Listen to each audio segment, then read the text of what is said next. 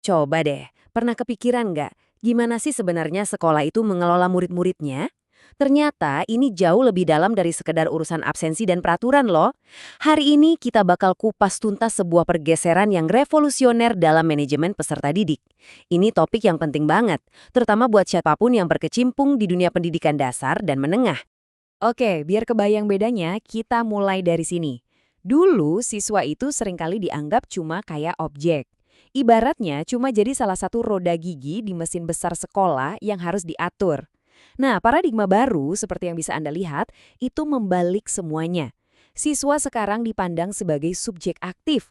Mereka adalah pilot yang pegang kendali atas perjalanan belajar mereka sendiri.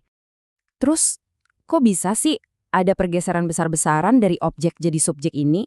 Ini bukan sekadar ganti kebijakan ya, ini adalah perubahan cara berpikir yang fundamental. Tentang apa sih sebetulnya arti menjadi seorang pelajar itu?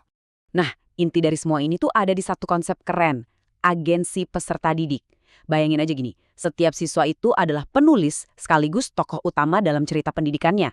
Mereka nggak cuma ngikutin skenario yang udah ada, tapi mereka ikut nulis alur ceritanya sendiri. Keren kan?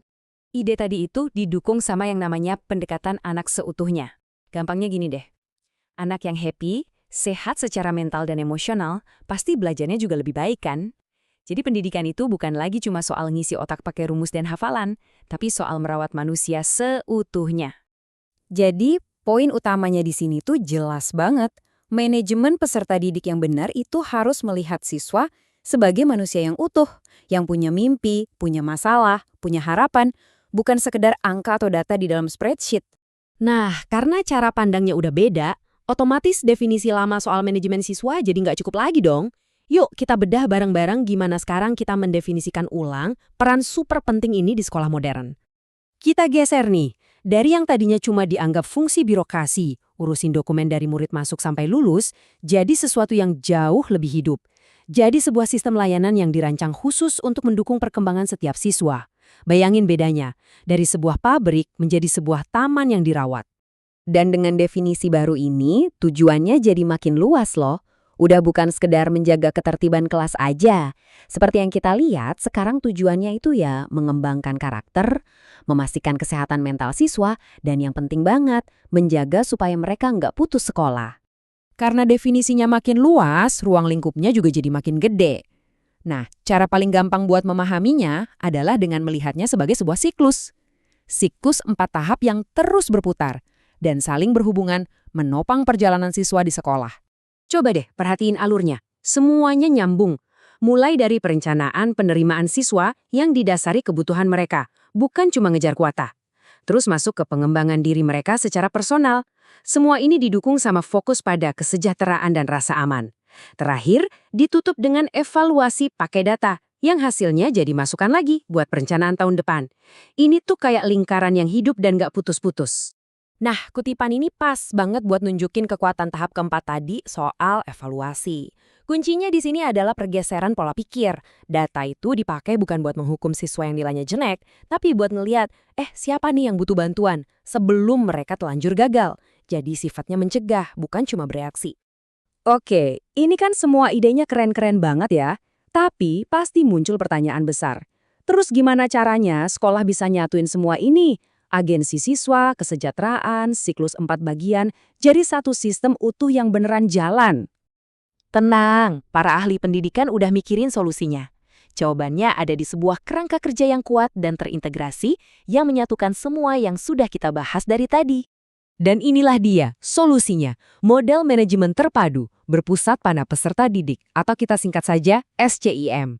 Anggap saja ini seperti sebuah bangunan kokoh yang ditopang oleh 4 pilar fundamental yang semuanya dirancang untuk mendukung siswa. Pilar pertama, dan ini dasarnya banget, adalah fondasi yang berorientasi pada perkembangan. Maksudnya, setiap kebijakan sekolah, dari jadwal pelajaran sampai aturan tata tertib, harus disesuaikan dengan tahap perkembangan psikologis anak dan remaja. Ini adalah wujud nyata dari pendekatan anak seutuhnya yang tadi kita bahas. Lanjut ke pilar kedua, sistem pengambilan keputusan berbasis data. Ingat kan kutipan soal intervensi dini tadi? Nah, pilar ini membangun sebuah sistem cerdas yang memanfaatkan data, bukan untuk menghakimi ya, tapi untuk memahami dan memberikan dukungan yang tepat sasaran buat setiap siswa. Pilar ketiga adalah tentang struktur kepemimpinan kolaboratif. Gampangnya ini soal kerja bareng. Udah nggak zaman lagi semuanya diputuskan dari atas ke bawah. Pilar ini mendorong terbentuknya sebuah tim solid, isinya guru, konselor, kepala sekolah, bahkan orang tua, yang semuanya bergerak bareng demi kesuksesan siswa. Dan yang terakhir, pilar keempat, siklus peningkatan berkelanjutan. Ini yang bikin sistemnya nggak bakal ketinggalan zaman. Jadi, ada mekanisme umpan balik yang terus-menerus, supaya sekolah itu sendiri juga terus belajar, beradaptasi, dan jadi lebih baik dalam melayani siswanya. Oke, teorinya udah keren banget. Tapi, mari kita tarik ke konteks kita di sini. Kenapa sih model kayak SCIM ini bukan cuma penting, tapi juga mendesak banget, khususnya buat kondisi pendidikan di Indonesia saat ini? Jujur aja, di lapangan kita masih sering nemuin tantangan-tantangan ini kan? Banyak sekolah yang masih sibuk dengan urusan administrasi, datanya numpuk tapi nggak dipakai buat intervensi, dan seringkali baru bertindak kalau sudah ada masalah. Nah, model SCIM ini menawarkan jalan keluar yang lebih proaktif. Jadi, model SCIM ini lebih dari sekedar teori di atas kertas ya. Ini adalah sebuah peta jalan praktis untuk menciptakan sekolah yang benar-benar berpihak pada siswa. Nah, ini meninggalkan kita dengan sebuah pertanyaan untuk direnungkan. Sebagai seorang calon pendidik atau pemimpin sekolah, apa sih satu langkah kecil pertama yang bisa Anda ambil untuk memulai perjalanan ini?